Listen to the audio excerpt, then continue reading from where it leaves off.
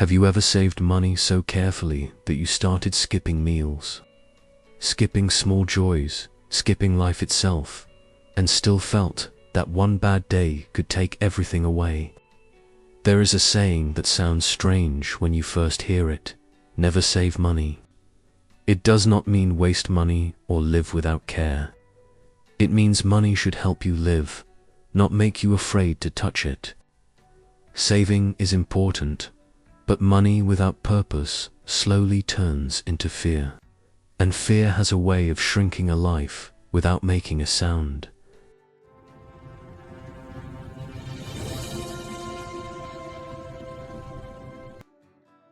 In a small town where electricity went off again and again, there lived a man named Ethan. The town knew darkness well. Power cuts were not surprises, they were routines. Ethan worked nights as a security guard at a warehouse far from the busy streets. He was a simple, quiet man who did his job honestly and kept his head down. When he returned home in the morning, his body felt heavy and his eyes burned with exhaustion. At night, when he should have been sleeping, he often lay awake, listening to the silence, thinking about unpaid bills, rising costs, and a future that felt uncertain and fragile. Life in that town demanded more effort for even the smallest things. When the power went out, food spoiled quickly. Phones died without warning. Candles became another expense to count. One evening, while Ethan was eating dinner with his wife Mia and their young son Leo, the power suddenly went off again. The room fell into darkness. Leo was in the middle of showing his schoolwork, his small hands proud as he held the pages up.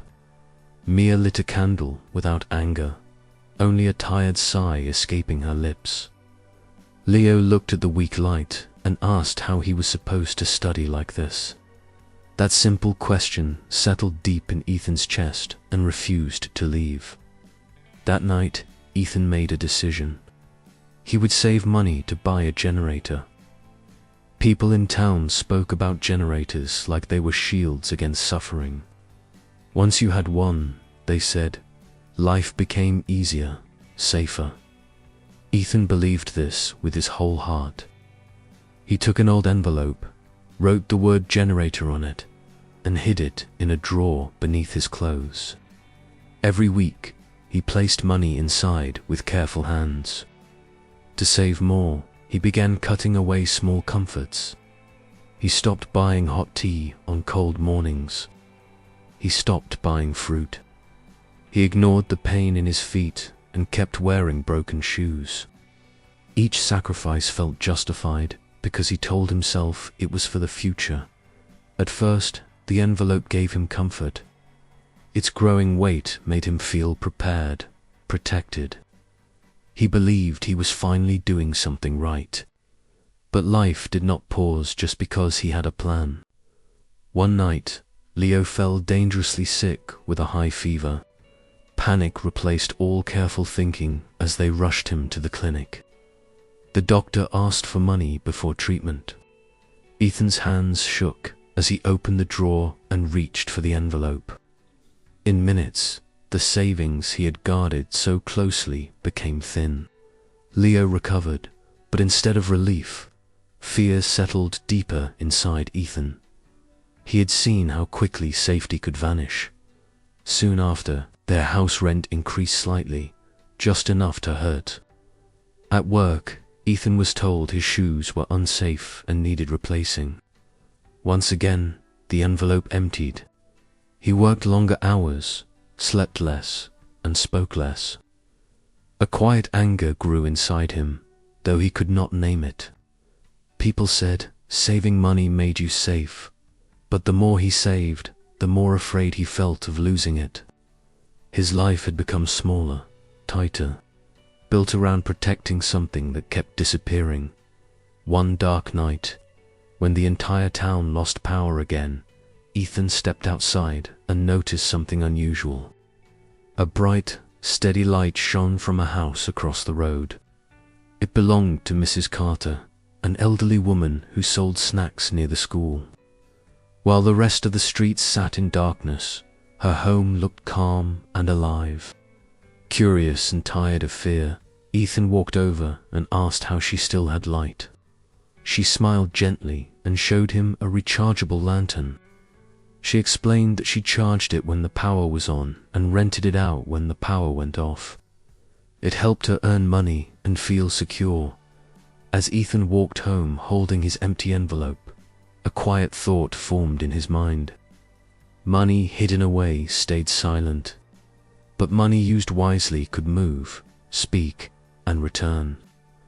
For the first time, he wondered if the problem was not how little he earned, but how he had learned to hide instead of live.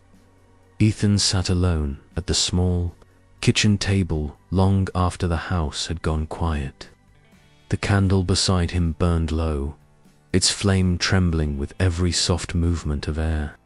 He held the envelope in his hands, thinner than it had ever been, and for the first time he did not rush to hide it back in the drawer. He opened it slowly and counted the remaining notes, but the numbers brought no comfort. Instead, they tightened his chest. He knew how quickly they could disappear and how easily fear had taught him to hold back instead of move forward. When Mia woke and found him there, she asked softly if he was still saving for the generator. Ethan shook his head, not with confidence, not with certainty, but with honesty. He told her something he had never allowed himself to say out loud before. He did not want to save just to feel safe anymore. He wanted to build something that could actually help them live each day. Mia looked worried because worry had lived with them for a long time, but she listened without interrupting. That quiet listening felt like relief, like someone opening a window in a room that had been closed for years. The next morning, with hesitant hands and a heart that beat too fast, Ethan used part of the hidden money to buy 2 rechargeable lanterns and a small phone charger. Every step home felt heavy. Spending money still felt like danger, and danger felt like failure. But he kept walking. He made a small agreement with a barber nearby, offering to help close the shop at night in exchange for charging the lanterns during the day. The deal was simple, almost fragile, but it felt like movement, and movement was something Ethan had not felt in a long time, that week. During another blackout, Ethan walked door to door through the dim streets. His voice stayed low, uncertain, as he offered light and phone charging for a small fee. Some doors remained closed. Some faces looked at him with suspicion, but others agreed, tired of darkness and silence. That first night, he earned very little, yet the money felt different. It came with purpose, not fear. When he returned home, he wrote everything down carefully in a notebook, every cost and every small gain, and showed it all to Mia for the first time. Money was not a secret between them. Week by week, Ethan learned slowly. Sometimes the lessons were painful. A lantern failed too soon. A deal did not work out. But each mistake taught him something. He added another lantern, then a power bank, adjusting little by little. Leo began helping, writing names and times in careful letters, proud to feel useful, proud to be included. Their home began to change in quiet ways no outsider would notice. Meals felt calmer. Voices softened. The rush to beat the darkness faded. Neighbors started knocking with respect instead of pity. They asked if Ethan had light available. Some nights were exhausting, but Ethan felt stronger because effort now brought something back. He was no longer guarding money like a frightened secret. He was guiding it, watching it move and return. The fear did not disappear, but it no longer controlled every choice he made. One stormy evening, a lantern was damaged, and the old fear rushed back like a familiar shadow. For a moment, Ethan felt the urge to freeze, to hide what little he had left. But this time, he did not. He used earned money to repair the lantern, set simple rules, and learned from the loss. He moved forward instead of shrinking. That small decision mattered more than he realized. Months passed, and with steady patience, Ethan saved enough to buy a modest solar panel. It was not perfect. It was small and limited, but it was theirs. When sunlight first touched it, Ethan felt a calm he had not known for years. That night, when the power failed again, their house stayed bright. The light was steady, warm, and quiet. Leo looked at the glowing room and asked if this meant they were finally safe. Ethan smiled gently. He said safety was not about hiding anymore. It was about building something that could stand again tomorrow. As he spoke, he felt the truth of those words settle deeply inside him, ready to carry him into whatever darkness still waited ahead. Ethan stood quietly in the doorway that night, watching the soft light fill their home while the rest of the street remained dark. The power had failed again, as it always did, but this time it felt different. The darkness outside no longer pressed against his chest. Inside, the room was steady and warm, and for the first time in years, he did not feel the urge to count what could be lost. He felt present, grounded in the moment. Breathing without fear, he took the old envelope from the drawer, flattened now and worn from years of being hidden and protected like something fragile. Instead of placing it back where it had lived for so long, he slipped it inside the notebook where he tracked their small business. It was no longer a symbol of safety.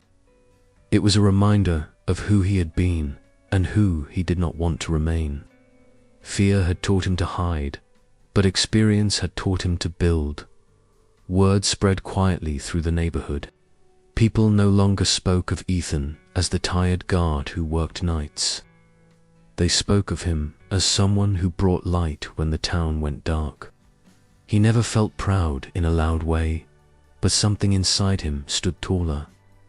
When people praised him for saving money, Ethan smiled gently and said he learned that saving alone cannot protect a life. Using what you have with care, courage, and purpose can. There were still hard days. Some nights the solar panel did not collect enough light. Some weeks' earnings were small, but the difference was no longer in the numbers. It was in how Ethan faced those moments. He no longer froze when something broke or when plans changed. He adjusted, learned, and moved forward. Fear still visited, but it was no longer the one making decisions. Mia noticed the change most clearly. The quiet tension that once lived between them had softened. Conversations lasted longer. Laughter returned in small, unexpected moments. Leo grew up watching not just his father work, but his father adapt. He learned that effort could create something real, something useful, something shared. Those lessons stayed with him in ways no lecture ever could. Ethan often thought back to the nights he lay awake counting bills, afraid to touch the money he had worked so hard to save. He realized now that money locked away had never given him peace. It had only given him something else to fear. What changed his life was not earning more, but choosing to use what he had with intention. In that town of blackouts and long nights, Ethan came to understand something simple and powerful. Money is not meant to be hidden from life. It is meant to move through it, guided carefully, shaped by purpose. Life does not wait for perfect plans or full envelopes. It grows through small, brave steps taken even when the darkness is still close. As the light hummed softly around his family, Ethan felt something settle in his chest. Not the false safety of stored numbers, but the quiet strength of having built something that could face tomorrow.